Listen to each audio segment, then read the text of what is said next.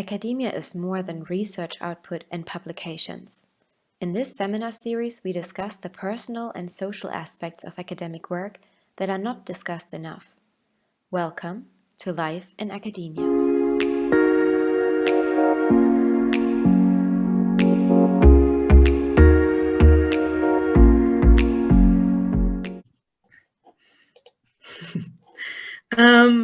Hello, let's do this. A very, very warm welcome to our speaker, Vanderbauwhede. I don't pronounce it correctly, I know. So Wim is a professor at the University of Glasgow in Scotland, and his research interests are mainly focused on programming languages and parallel architectures. He's a proper computer scientist. As I barely understand what he's doing, I will not further elaborate. I'm not going to embarrass myself here by trying to pretend I understand what he does. So the reason Wim was invited today is because I heard rumors. Many, many moons ago, I heard the rumor that Wim only works from 9 to 5. He shuts off his machine, he goes home, and he lives his life. What a bizarre person, I thought. How can one achieve anything in academia if you don't work 24/7? And then Wim became professor. So my entire understanding of academia, of a career in academia, my entire worldview was basically shattered. And to be honest, I am glad it was, because since then, the way Wim prioritizes, the way he works, the way he schedules things, it's just a very, very good role model for me, basically. And I'm very, very glad my worldview shattered that day. So today Wim will share his thoughts on success in academia and work-life balance. And I'm so happy he's doing this. I hope you will take some key thoughts away with you today. And this talk it's going to be brilliant. So please join me in welcoming Wim Vanderbauwhede. Thank you, Gazelle. I'm actually blushing down to the roots from your introduction. So as it happens, I'm actually not really a computing scientist. I'm a physicist by training, and I always felt a bit like an imposter. Nevertheless, so happy to talk here, and it's great to see that so many people have come to listen. So let's see what I might have to tell you about how I think about work-life balance. So I prepared this talk a while ago, just before the pandemic, if I'm not mistaken. And that was motivated by the fact that there was some recognition of the working culture in academia not being so great from our principal. And I took that opportunity to give a talk about it. So of course that may be UK specific and even Glasgow University specific, but I did a little bit of research before I made this talk, and there was some report from TU Berlin about, in particular, about the situation of early career academics in Germany, and the trends are actually very similar. So I think probably academia needs some change, not just on a local scale, but a bit more globally. So these are statistics of working hours, and they are for the UK. So this was a large survey, many thousands of people from the Wellcome Trust who did a study about what researchers think about their work culture. And so the green is what you should stay to the left of. And well, you can see what the reported hours were. And if you go to academics, so you eliminate PhDs and postdocs from that picture, you can see it gets even worse. And there's quite a long tail of very long working hours reported. And so, well, that is what motivated me actually to do this. So personally, like Gazelle says, I don't work overtime. I don't work weekends. And when I'm on holiday, I'm on holiday, so you can't find me on my email or anything. And so that is probably a consequence of a lot of factors that I don't do that. I've never started doing it probably long ago in the first place. And therefore, I have not had to get out of the habit, if you will. But also, I think there are some sound reasons for not working very long hours. And that's what I would like to go into a bit. So let's first talk about work. And first part of work is contracts and expectations. And so the contract that you have with your employer, on the one hand, is a legal document, right? It sets out your rights and your duties. So working hours, entitled leave. And usually with a contract, there are penalties if you break the conditions. So if you don't do what your employer wants, you might get fired. However, in academia, that rarely happens. That part of the document is therefore not really all that important. On the other hand, the contract is also an agreement between you and your employer with expectations on both sides. And that is a lot more important than the legal part of it, because some of those expectations are actually to do with how long you are expected to work. And so if your contract says 37.5 hours or 35 hours, that's the expectation. It doesn't say in the small print, actually, it should be double. No? And there's good reason for that. And therefore, if you don't observe that, that does not only hurt you, it also hurt your employer effectively. And that's what I'm going to try and show a bit more. So it's not good for anyone, really. So then let's look a bit at aspects of life. So first of all, I want to talk a little bit about some brain chemicals that are important to our happiness. So there are two types, neurotransmitters and hormones. And there are essentially three types of neurotransmitters that influence happiness in your, so one is dopamine, and that's the neurotransmitter that makes you do things. So basically, it makes you, for example, check your social media all the time to see if there's something new. It makes you do things for short-term rewards, and it's highly addictive, in fact. And so, for instance, eating chocolate or whatever your favorite food is, that gives you a dopamine hit. So there are many things that make you temporarily happy that is caused by dopamine. Then there is serotonin, which actually is the neurotransmitter that is released when you feel important, proud of a joint achievement, so that kind of thing. And then there is oxytocin, which is a neurotransmitter that is released when you feel that you are in a trustworthy environment, when you experience kindness, either you deliver kindness or you are the subject of kindness. So these are the three important chemicals. And to the contrary, there is cortisol, which is the stress hormone, which happens to be released when you are stressed and which works against, in particular, oxytocin. And so it's actually very damaging physically as well as mentally. I mean, you can get blind from too much cortisol. So it's really a destructive hormone if it's released in too high quantities. So just to say that there is some some basis for happiness in our minds.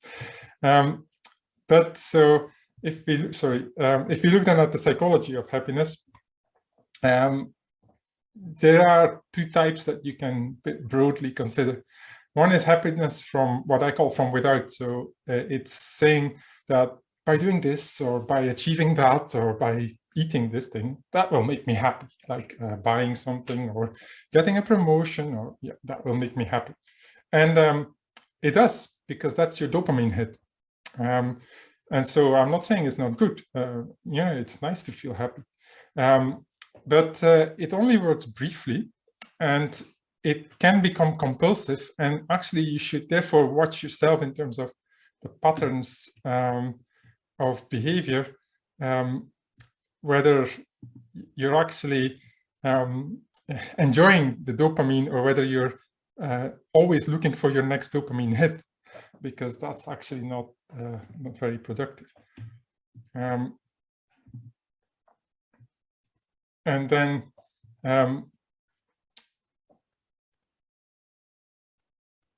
so other things that matter to us, and that particularly in academic context, is things like goals and ambition and success.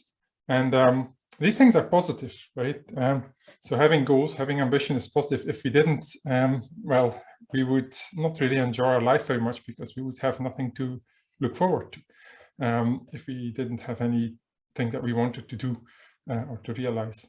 But it's really important, I think, to ask, like, why do I do this? Like, why do I pursue a particular goal? So for me, what does success really mean? And what will it bring me if I actually have met my goal or if I don't? Because I feel that's kind of crucial. Like, if you don't define success, then it means success is defined for you by society, effectively. And if that doesn't match your actually expected definition of success, then that success will not make you happy. So you might actually strive to get ever further in your career and go up the ladder and all that. But that might not necessarily make you happy if that's not really what you wanted. And if you've never asked yourself what you wanted, well, then that's what would happen, actually. So another important thing is like respect, which, you know, these things are related, because one of your goals might be to be respected, because everybody wants to be respected. And so again, that's a little bit of a trap, because, well, if you think about it, the people who know you and like you, they already respect you, right? So then why is it so important that you get the respect of strangers, people who don't really know you? That's odd if you come to think of it, because you don't know them, you have no interaction with them, right? So the answer to that is actually that's an imposed model of success. It's because we're kind of conditioned to move towards what we see as the optimal slot in the social hierarchy, and that's a way to be respected. But it's actually a bit of a trap, because, like I say, this is a society-imposed thing. So there is this saying that basically said, those who matter don't mind, and those who mind don't matter, right? So those who matter, that's the people who matter to you, they don't care, they like you. And those who care about your success, well, they don't matter really, because you don't know them. So that sounds nice, but actually this, you know, be seen to be successful in the eyes of strangers is a really important thing for many of us. So now let's look a bit at kind of, if you don't look at the external factors, because all the previous things were external factors. So that's what I call happiness from within. A very important thing to realize that although I'm not saying that your situation cannot be cause for unhappiness, it's just that how you react to a situation determines your state of mind. So it's kind of important to be self-aware in a situation. Like, so when you, for instance, realize that you start to feel deeply unhappy, if you can have the self-awareness to say, what's really happening to me here? Does it need to be like that? Then you'll notice it's a lot easier to get over it, actually. And so that's where the other two brain chemicals, serotonin and oxytocin, come in, actually. If you can stimulate them, they help you to be calm and feel fulfilled and feel good. And so you do that by, on the one hand, kind of, well, looking for ways to stimulate serotonin production, which is typically things like training your self-awareness and mindfulness. But for the other one, oxytocin, which makes you feel good because you've done something nice to other people, that's very simple. You just do small acts of kindness. And the nice thing about this oxytocin is essentially, if you do an act of kindness to somebody, okay, that somebody feels also the reward from the oxytocin because somebody has been kind to them. But like if you help somebody out in the street, for example, to, I don't know, if they dropped something or you help them out of a difficult situation, then the onlookers will actually also feel good because of the oxytocin that is generated from that situation. So you see, being kind releases this brain chemical that makes you feel good. And so it's kind of a very different way of feeling good compared to the dopamine hit. Right, so that's a little tour of, let's say, the chemistry and psychology. And now I want to look a bit at things that really happen in our situation, like the pressure to perform, and in particular, the pressure to work long hours. So the key question is, why do you feel under pressure to work long hours? Right? What is really the root cause that you do that? Because remember, you've signed a contract that didn't say you had to work long hours. So there must be some reason. And so I have a lot of, there are a lot of possible reasons, and I've written some down here.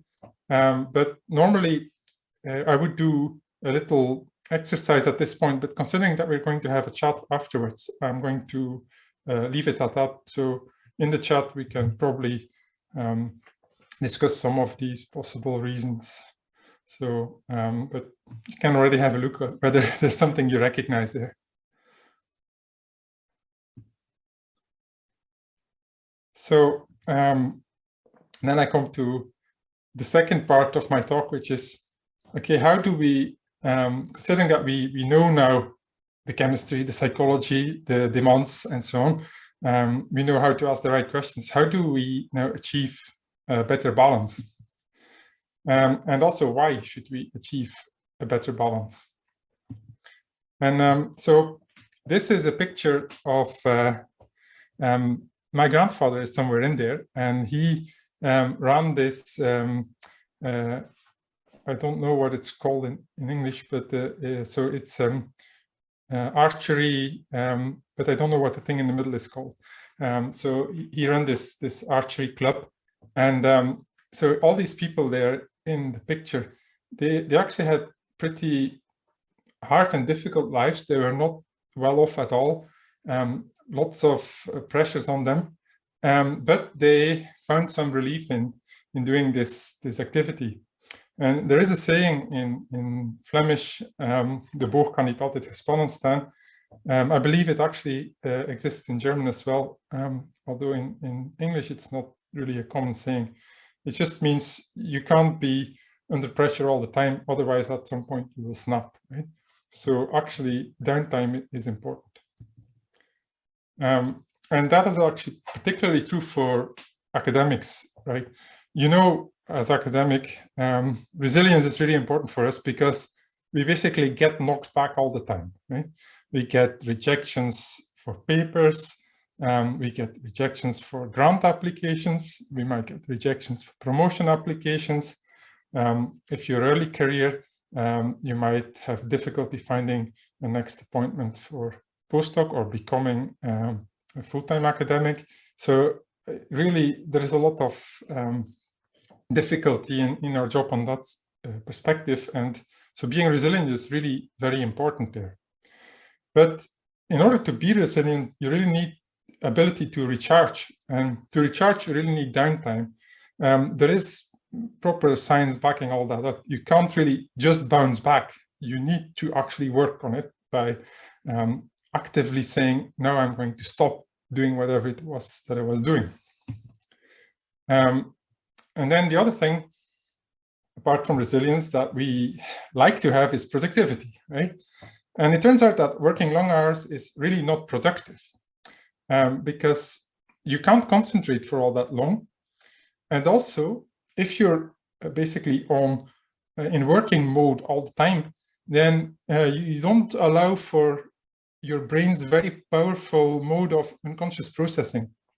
And in particular in academic positions where, you know, a lot of it is actually creativity and problem solving and finding answers to research questions and so on, you know, you should give your brain time to work things out. And it's very easy. You just stop doing whatever it is you're doing, and then your brain keeps on doing background processing, and that's how you solve your problems.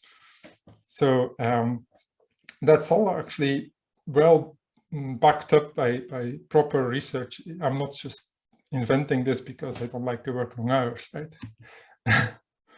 And when you get on board with that basically it's better not to work those long hours, because 1, you'll be more productive, 2, you'll be more resilient, 3, you'll actually have the ability to add value, 1, to your own life, and 2, to other people's lives, because you'll have the time to do it.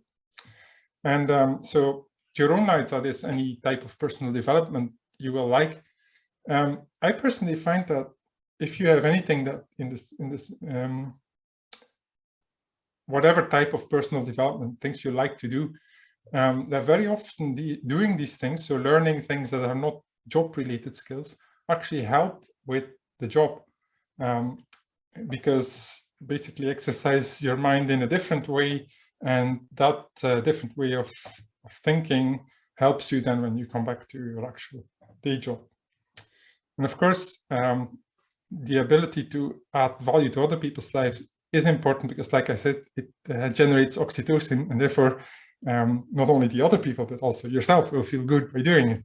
So you have a selfish reason to add value to other people's life if you needed it.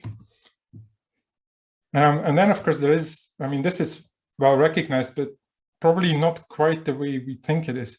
So we are all aware of issues with mental health, and especially in the past 2 years, it has been quite hard, I suppose. But an important thing to realize is that there is some degree to which you have control, in the sense that you have to take the responsibility for your own situation. And if you think that, well, I am under so much pressure that I must work all the time, then actually that's not helping with your mental health, and it's actually you know, causing a kind of downward spiral. So on the one hand, it's risky as well. You know, if work is all there is and work goes badly, well, then it's very hard to stay positive. Also, even if you think everything is going fine, I'm feeling great doing this 70 hours week, you risk burnout, because you can't really see that coming so easily. And it has happened to very many ambitious researchers that essentially they thought they could keep on going, but then it turned out they couldn't. And recovering from burnout is really, really hard. So just don't go there, right? And then, of course, it's unhealthy. So there is the risk of what is called in Japanese karoshi. So karoshi means death by overwork. And every year, the Japanese Ministry of Health, Labor and Welfare runs this campaign, Stop Karoshi, to recognize that people should not work themselves to death. So people make a big deal of that. That means that the Japanese work themselves to death. But the other way of looking at it is more that they recognize that this is the risk of working too hard, rather than just saying, oh, they work unreasonably hard, because the reality is a bit more complicated than that. Right, so let's see what we can do now in practice. So one of the things that, maybe this is just a little theory of mine, but it has definitely worked for me, is you have to learn how to say no, essentially. Because one of the reasons why you work a lot is because you're not willing to say, I'm not going to do this. And that is because saying no causes kind of cognitive dissonance and a kind of reluctance. So you have this barrier that says, it will cost me effort to say no. And that's what the green line indicates in my graph. Essentially, you have to overcome this temporary stress because saying no is difficult. And, you know, the people you say no to might not like it. But what you find is it goes away quickly. And the next time you do it, it's much easier. And the time after that, it's easier again. And in the end, you don't have any trouble anymore. Whereas if you don't, then simply you get cumulative stress because, well, you never let off, you never switch off. So training yourself to get over this, like, let's say, local minimization of stress in order to achieve a better global minimization of stress is a positive thing to do. And the other thing is, you shouldn't be afraid to ask for help, to my mind, because, you know, if you need help with a task or with your situation, then asking for help, that helps you. But paradoxically, it also helps the person you ask. And so it is never the case that people who you ask for help look afterwards more negatively at you. On the contrary, because you have selected them as the person who could help them. So that feels like a sign of respect, you see. So asking for help is a good thing to do for everyone involved, you see. So that's these are simple things that actually may sound a bit counterintuitive at first, but if you think of it, that's just how the psychology of it works. Then the other thing is, Gazelle said something like that I do indeed plan very carefully because, well, if I'm going to have to do my job within my working hours, then I have to make sure that the work is done effectively, and so that I am as productive as possible to realize my own goals, right? So I make planning for medium term, like a whole semester, and then for a week, and then there are several kind of, let's say, planning toolkits that you can use to become better at time management and planning. One of them is Simon Sinek's 7 Habits of Highly Effective People, which I think you can just, I think there's a link at the end of the slide presentation, and I'm happy to share the presentation. So, sorry. So that is, I think, an important thing, because if you don't plan and you just work longer to compensate for it, that really doesn't help anyone. So the other thing is, every now and then you should take stock, like, is this really going the way I want it to go? So how is my life going? How's my work going?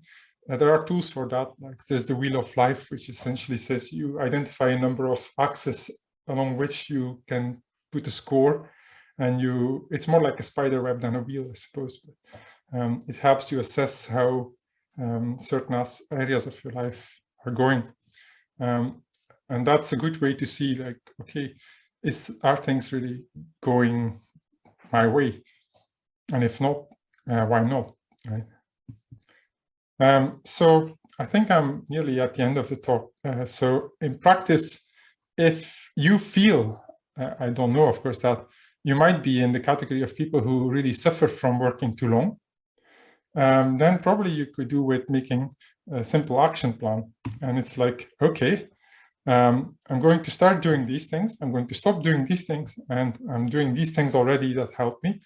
And I will regularly check whether these actions that I set myself, that I am doing them, or keep on doing them. They're just not like, what is it, New Year's resolutions, things like that. So actually, I think that's my talk. Thank you very much.